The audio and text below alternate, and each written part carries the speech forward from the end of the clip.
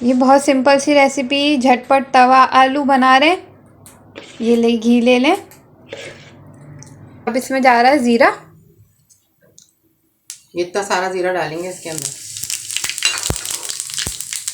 इसको कड़कड़ाएंगे और आलू छोड़ देंगे इसमें। ये हमारे घर बहुत बनते हैं, झटपट से बन के तैयार हो जाते हैं।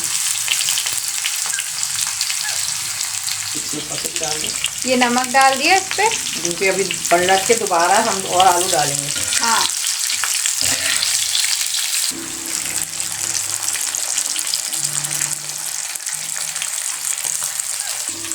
और इसका मेन इंग्रेडिएंट ये जा रहे, इसमें कुटी हुई मिर्चें हैं।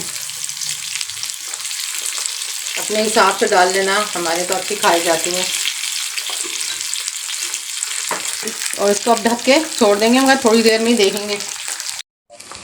ये डन हो गए झटपट तवा आलू।